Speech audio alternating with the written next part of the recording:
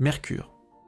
Mercure est la planète la plus proche du Soleil, mais si vous pensez que cela signifie qu'il y fait chaud en permanence, vous vous trompez. La nuit, les températures peuvent chuter jusqu'à un glacial moins 180 degrés Celsius.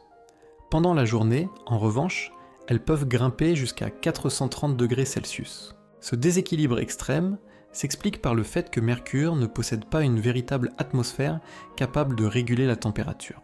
À la place, elle dispose d'une exosphère très fine qui ne retient pas la chaleur. Mis à part la température, vous n'auriez pas à vous soucier de la météo sur Mercure.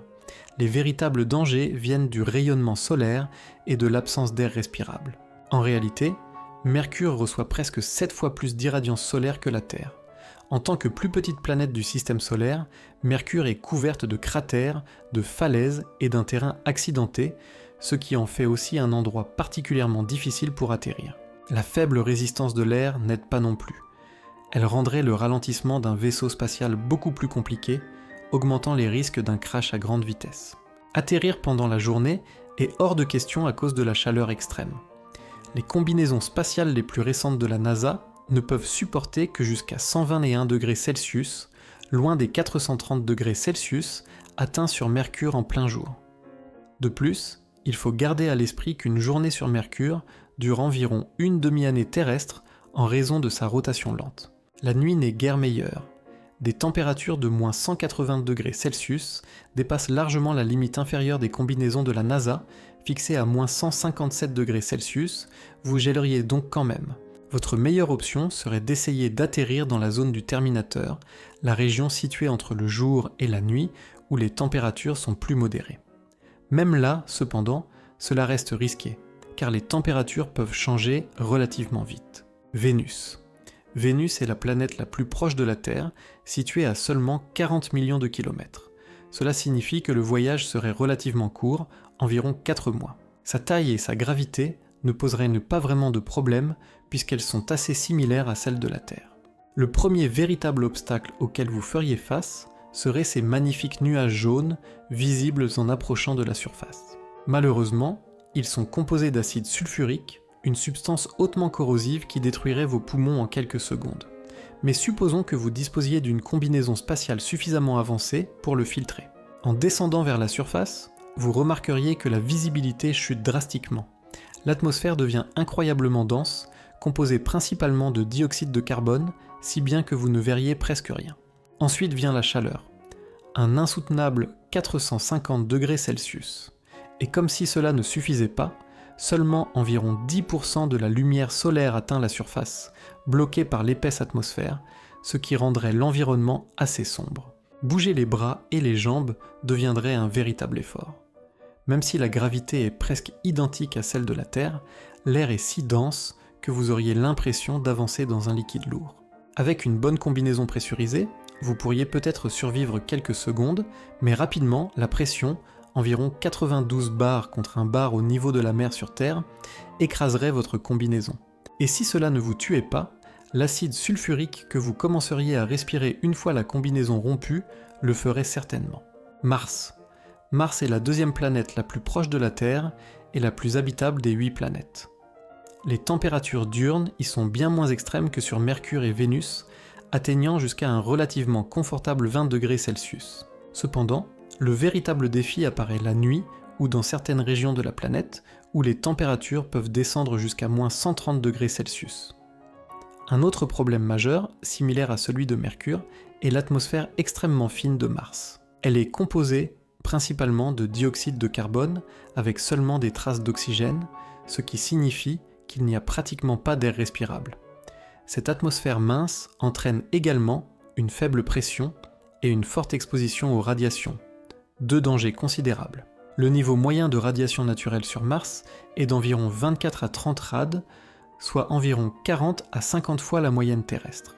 En plus de cela, Mars connaît fréquemment des tempêtes de poussière extrêmement violentes, avec des vents pouvant atteindre 100 km/h.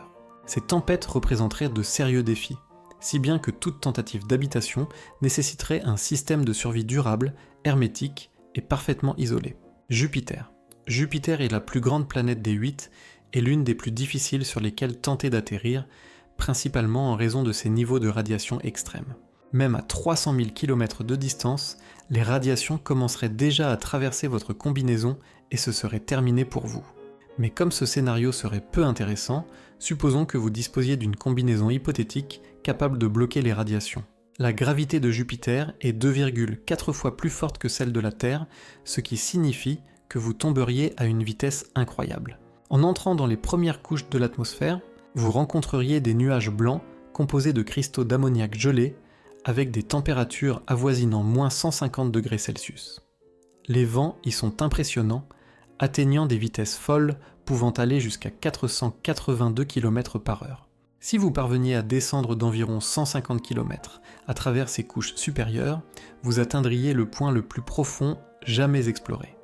C'est la profondeur atteinte par la sonde Galileo de la NASA en 1995.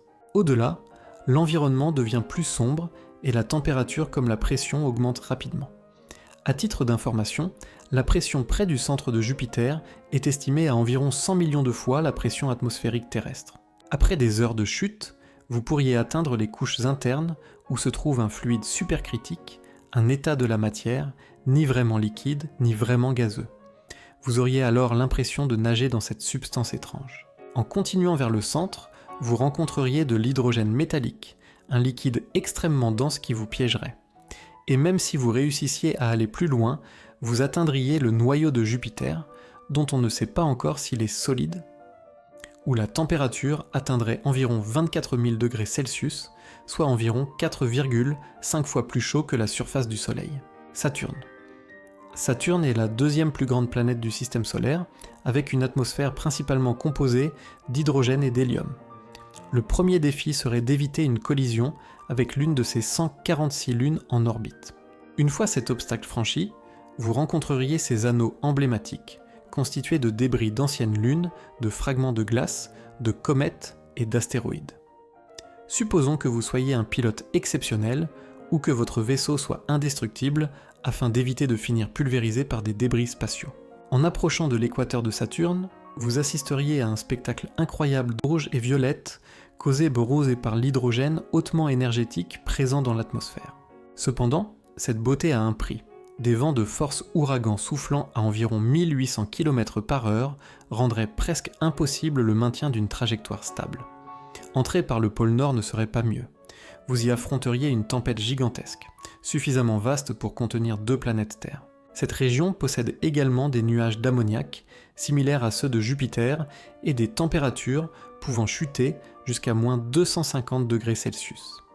En descendant plus profondément à travers les couches nuageuses, la température commencerait à remonter, atteignant finalement 0 degrés Celsius. À ce stade, le froid deviendrait moins problématique, mais la pression deviendrait votre pire ennemi, atteignant des niveaux comparables aux zones les plus profondes des océans terrestres. Plus bas encore, les gaz autour de vous passeraient à l'état liquide. Si vous surviviez assez longtemps pour atteindre le centre de Saturne, vous découvririez son noyau rocheux en fusion, environ 10 fois plus grand que la Terre. Les températures y atteignent environ 11 700 degrés Celsius, soit plus du double de la température de surface du Soleil, avec une pression environ 1000 fois supérieure à celle de la Terre. Uranus. C'est ici que les planètes commencent à se trouver vraiment loin de la Terre, rendant le voyage extrêmement long. Uranus est l'une des 2 géantes de glace et la seule planète du système solaire à tourner sur le côté. Elle tourne également plus vite que la Terre, avec une journée durant seulement 17 heures terrestres. D'ailleurs, être une géante de glace ne signifie pas que la planète est une boule de glace solide. Cela veut dire qu'elle est principalement composée d'éléments plus lourds que l'hydrogène et l'hélium. Comme pour Saturne, vous devriez éviter de percuter ces anneaux. Une fois franchi, vous vous retrouveriez entouré de gaz toxiques et la température chuterait rapidement sous les moins 220 degrés Celsius, ce qui en fait la planète la plus froide du système solaire. Si le froid extrême et l'atmosphère toxique ne vous éliminaient pas, vous descendriez dans la première couche atmosphérique où les choses empireraient encore. L'air deviendrait dense et vous seriez bombardé de grêlons glacés. Finalement, vous assisteriez à un phénomène spectaculaire, une pluie de diamants provoquée par des vents pouvant atteindre 900 km/h. Mais encore une fois, il y a un problème. La pression y est environ 100 fois supérieure à celle de la Terre, ce qui finirait par vous écraser. Neptune. Neptune est la deuxième géante de glace après Uranus, et sa composition est très similaire. Étant la planète la plus éloignée du Soleil, environ 30 fois plus loin que la Terre, elle est plongée dans une obscurité extrême. Comme Uranus, Neptune est extrêmement froide dans ses couches externes, mais ses couches internes sont intensément chaudes en raison de l'immense pression et de la chaleur provenant de son noyau. En fait, son noyau atteint environ 7000 degrés Celsius, soit plus chaud que la surface du Soleil. Elle connaît également la célèbre pluie de diamants, causée par la pression élevée qui décompose le méthane et forme des diamants solides. Les vents de Neptune comptent parmi les plus puissants du système solaire, atteignant des vitesses supersoniques. À bien des égards, elle est pratiquement la jumelle d'Uranus. Il n'y a donc pas grand-chose de plus à ajouter.